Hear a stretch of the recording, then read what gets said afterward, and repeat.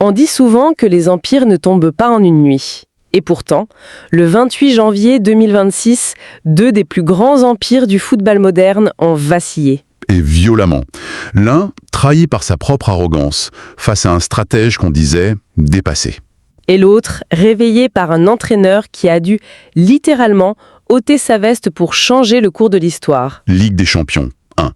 La nuit où la tactique a humilié l'ordre établi.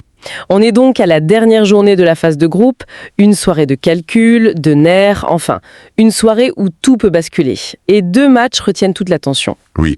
D'abord à Lisbonne, le Real Madrid, qui est quasi qualifié, affronte le Benfica de José Mourinho, qui lui est au bord de l'élimination. Et en même temps, à Barcelone, un autre géant, le Barça, joue sa survie contre Copenhague. Mais il n'est pas seul. Il a un œil forcément sur les autres résultats. Paris, Chelsea, Newcastle. C'est une nuit de jugement. Commençons par Lisbonne, si vous voulez bien. Sur le papier, c'était une formalité pour Madrid, non? Une qualification presque assurée contre un Benfica moribond. Oui, complètement. Et pourtant, il tombe dans le piège le plus vieux du monde, celui de la suffisance. Un piège orchestré par un José Mourinho des grands soirs. Le maître contre l'élève, Álvaro Arbeloa. Et la leçon fut brutale. Ce qui est intéressant, c'est que ce n'était pas juste tactique, c'était psychologique. Mourinho n'a pas cherché à construire une forteresse. Non, il les a battus avec ce que j'appellerais une vulnérabilité contrôlée. Une vulnérabilité contrôlée? C'est-à-dire? Il a fait exprès de paraître faible? C'est exactement ça. Il leur a volontairement laissé le ballon, il a laissé le Real s'installer, en partant d'un principe simple. L'arrogance d'une telle équipe, c'est sa plus grande faiblesse. D'accord. Et sur le terrain, ça donne quoi concrètement? Concrètement, Benfica passe en 5-3-2 sans le ballon. Un bloc très bas. Mais la clé, c'était pas les défenseurs. C'était les deux attaquants, Pavlidis et Šelderup. Qui n'ont pas dû toucher beaucoup de ballons, j'imagine. Très peu.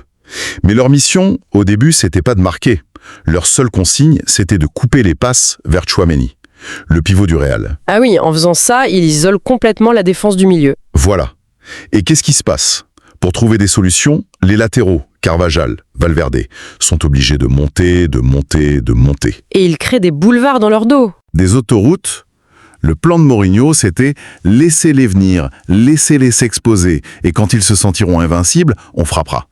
D'accord. Mais alors, comment on explique le but de Mbappé à la 30e minute? Si le plan était si parfait, ce but, il remet tout en cause, non? Le Real a dû se dire, voilà, ça y est, on contrôle. C'est une excellente question. Et c'est là qu'on voit le génie presque, sadique, de Mourinho. Pour n'importe qui, ce but, c'est un désastre. Pour lui, c'était l'appât. L'appât? Oui, le morceau de fromage dans la tapette à souris. Il a parié sur le fait que le Real, en menant au score, allait devenir encore plus arrogant, encore plus suffisant. C'est un pari fou. Mais il connaît la mentalité de son ancien club par cœur. Ce but n'a pas brisé son plan. Il l'a activé. Et la suite lui a donné raison. La réponse portugaise est quasi immédiate. Quelques minutes plus tard, Šelderup égalise. Et là, l'équilibre psychologique, il bascule. Et juste avant la mi-temps, le coup de massue, penalty, transformé en Pavlidis. Le Real rentre au vestiaire en étant mené et surtout sans comprendre ce qui vient de se passer. Et sur son banc, Mourinho, il ne bouge pas. Il sentait l'odeur du sang. Il savait que le plus dur était fait. Le score final, 3-2 pour Benfica, c'est déjà un exploit. Mais ce n'est pas la fin. Non, parce qu'à 3-2, Benfica est toujours éliminé, à cause de la différence de but avec Marseille. La messe semble dite, on est à la 98e minute, et là, on assiste à un moment de pure folie. Un moment qui définit un homme comme Mourinho. Il se tourne, il lève un doigt, et il pointe son gardien, Anatoly Trubin. L'ordre est clair, glacial, monte, quitte tes cages, va chercher l'histoire. Mais c'est du génie ou c'est juste un coup de poker désespéré? Il n'a plus rien à perdre à ce moment-là. C'est les deux? Mais imaginez la scène. Trubin, que doit se dire? Pardon? Il me parle à moi, il est sérieux? C'est le genre de décision qui vous fait passer pour un génie absolu ou un idiot fini. C'est vrai. Et ce qui rend la scène encore plus folle, c'est le lieu. On est à l'Estadio da Luz, à Lisbonne. Le même stade où, en 2014, Sergio Ramos sauve le Real Madrid d'une tête légendaire à la 93e minute. Ce but, c'est l'ADN du Real moderne. Ah oui, c'est vrai. Et ce soir-là, Dans ce même stade, sur un ultime corner, à la 98e minute, le gardien de Benfica, Trubin, s'élève au-dessus de tout le monde et il marque de la tête. Le 4e but, le but de la qualification, c'est un scénario de film. C'est plus que ça. C'est une ironie cruelle de l'histoire. Mourinho ne se contente pas de battre enfin le Real. Il le fait en retournant leur propre mythe contre eux. C'est magnifique de perversité. Le verdict est terrible. Madrid, qui visait la première place, est éjecté à la 9e place. Direction les barrages. Un séisme. Et pendant que cet empire vacillait... Un autre drame se jouait à Barcelone. Oui, un autre géant au bord du gouffre. À la mi-temps de son match contre Copenhague, le Barça est mené 1-0, au Camp Nou. Et à ce moment précis, le club est 12e du classement. 12e, virtuellement éliminé, derrière Paris, Chelsea, Newcastle. L'humiliation. Le silence dans le stade devait être assourdissant. On se disait que c'était la fin d'une époque, le Barça dépassé par les clubs-États. Et puis, il y a ce geste, presque anodin. L'entraîneur Hansi Flick rentre au vestiaire et on le voit enlever sa veste d'un geste rageur. Comme s'il se préparait à monter sur un ring. Exactement. Mais bon, soyons sérieux 2 minutes. Un discours dans un vestiaire, un geste symbolique. Est-ce que ça peut vraiment tout changer à ce niveau-là ?